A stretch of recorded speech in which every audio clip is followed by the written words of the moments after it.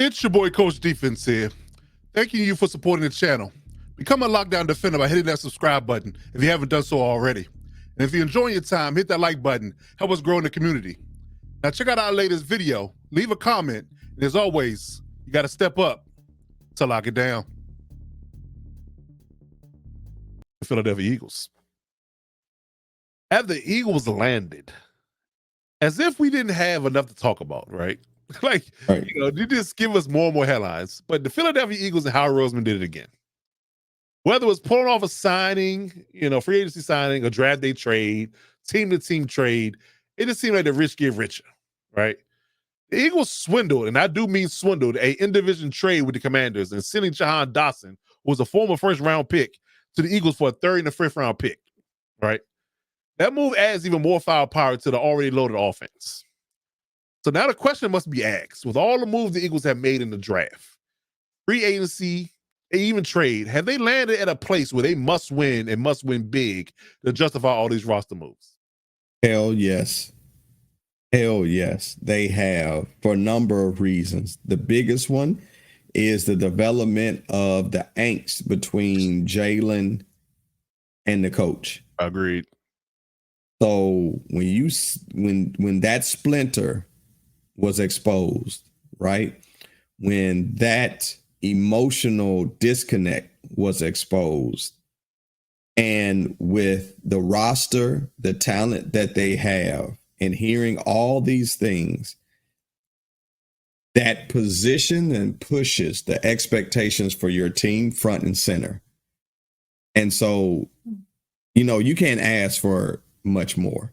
No. Outside of just everyone the all Madden team. Yeah, all Madden team. Yeah. It's like you have the young lady that she's stacked on top and bottom, has all her hair, perfect teeth, smells good. That's a trifecta. And knows how to cook. What I mean? Oh man, Mary. Yeah. And eats sundresses from the back. You know what I mean? For those you know. If you know, you know. Yeah. And she makes six figures. Oh man. And takes you out on dates. Listen, I'll be a house husband for all that. I'll be a house husband for all that. I'm just saying. Yeah. Go ahead though. But yeah, they listen, you can't. When we look at the Eagles, the last couple of years, if I had to compare them to a superhero, it would be Thanos. Oh. Because they collected all the stones that they have. Right? When you look at A.J. Brown, paired with Devontae Smith, paired with a solid offensive line, the defensive moves that they've made, and now having Saquon, and I still don't understand how in the hell did they get the top 2 rated secondary players in the draft? Man, that's what I'm saying. The rich get richer, bro. The rich get rich. How does Howie keep doing this? That is the question. How does Howie keep doing this? And then to turn around now, so you have A.J. Brown. Yep. You have a Devontae Smith. Yep. And don't look at the stats. 500 yards, overlook that. Look at what Jahan Dotson was able to do. And now you're putting him in a slot position. It's damn near unfair. And don't forget Dallas Goedert, who's one of the unheralded tight ends in the league. Yes. And here's why I say they've landed. Because if all of that, and let's not talk about that half of the damn defenses from Georgia, they might as well be called the Philadelphia Bulldogs. They might as well. When you look at all that, it makes you say, if you're not winning, there's something else happening. Agreed. There's something else going on. And they were the most criticized 10-1 team last year that we've ever seen. 10-1 wasn't 10-1 when you looked at it. They didn't seem like a 10-1 team. Right. Something seemed off, and then the whole damn bottom fell out in week 12 and on, right? So with Nick Sirianni, the situation and the rumblings, as Coach likes to say, the rumblings of was Nick actually being assisted because of his assistants? And now that they are gone, did something get exposed that he's not the coach that we thought he was, right? Without his assistants. So now, second year, we're going to get to see. And we've heard about him being on the hot seat. If you know anything about this organization and this group, it's let's say this.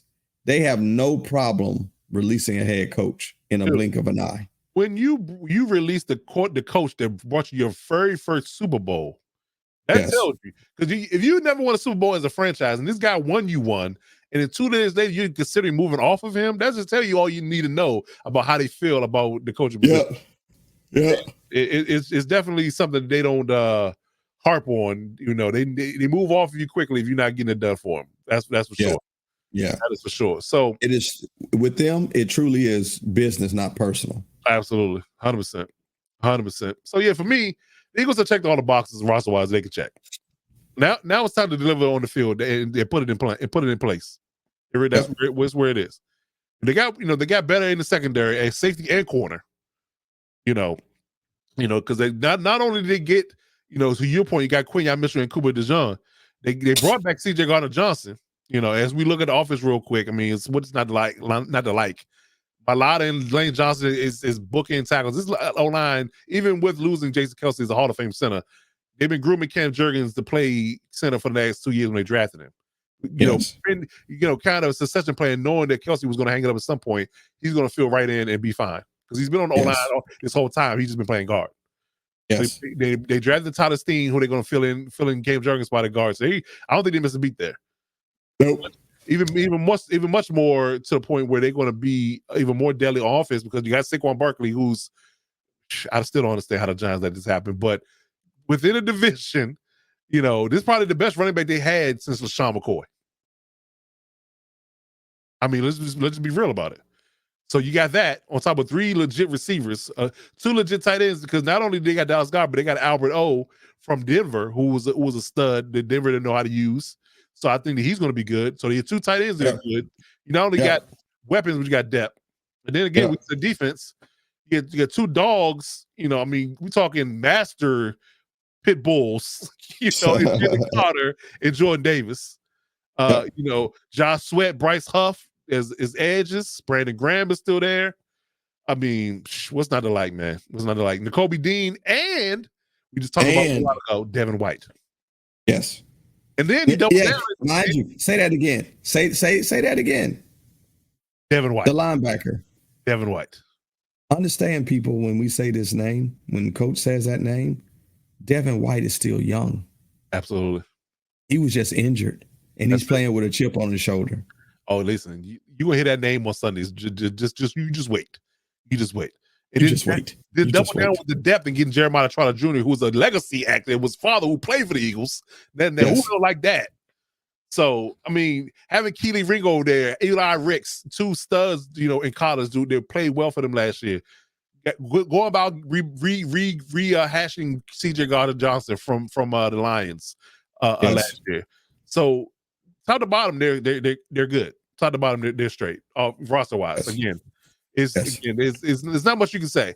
Massive upgrade at running back, massive upgrade at linebacker, great receivers. How are we doing the job without question? That's not the issue.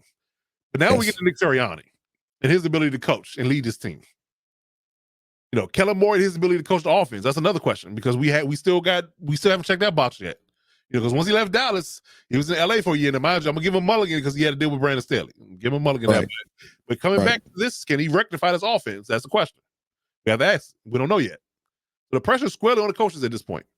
And unless, heaven forbid, injuries, knock on wood, because we don't want to completely rob them of their success with injuries, but there's no excuse left for them not to be the class of NFC. Yes. Let's just put it plain. So will Nick Sirianni get exposed as riding the coattails of his coaches in the Super Bowl season, or will he get it out the mud and pull his team up and make a deep run? That's where it lands. He better pull him out the mud. I'm saying. So yeah, I would say this, it's if he's not feeling the pressure, then he's delusional. But it's all on Nick Sirianni at this point. You know, a GM will give you grace if you clean house and blame it on the coordinators, but you only get that pass once. Yes. That's a silver bullet. You can only use that once. Absolutely. So if it's a disaster or you collapse like last season, Nick's going to get the Uncle Phil treatment. If you watch the Fresh Prince of Bel-Air at any point in time, you know what the Uncle Phil treatment is. So Howie's, you know, he's going to find somebody who's going to get it done if Nick can't get it done. So best believe that you better step up or get left at the train station, Nick. That's all I'm going to tell you. That's all I'm going to tell you. So we'll see how things go. But he said the Eagles and the Ravens is headed to the Super Bowl showdown. Okay. That's not a bad, that's not a bad prediction. We might listen. We gonna bookmark this 8/27/24 10:30 p.m. Eastern Standard Time. David said the Eagles and Ravens go to the Super Bowl. That's not a bad take. It's not a bad take at all. Must be drinking that Eagle juice. I don't know because I mean, it could be Ravens. Could be purple drink from the Ravens. Who knows? He drinking one of them. He drinking that green Hulk, or he drinking that purple juice, that purple lean. Because I don't see that happening. But out of what arena? Like you have more faith in the Eagles and the Ravens, or neither? What do you say to that? I have more faith in the Ravens making it than the Eagles. You don't trust Nick. I see it in your eyes. Yeah, you don't trust Nick. That's what that is. That's what that is. It remains to be seen, but I promise you this: it is definitely on Nick to get it done.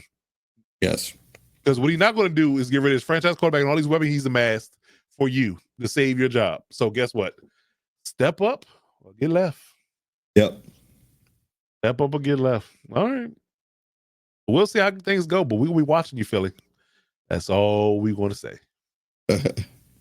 All right. So, I guess, it's just, do the Eagles have to win big? I think we already answered that question. It's clear. They got to win big this season, and it's all on Nick Sirianni to get it done. That's really what it boils down to. Yeah. Eagles may win despite the head coach. They better. They better. I know that. Yep. I know that. Yeah. King Henry is definitely big for them. And again, I'm not in love with their receiving corps still. That's my issue. That's my issue with the Ravens. But outside of that, I think they're good. But the Eagles, man, y'all better come on. With this 49ers having their issues and the Lions and the Packers and all them being young and we don't know what the Falcons are going to do yet because they're brand new. It's yours to lose.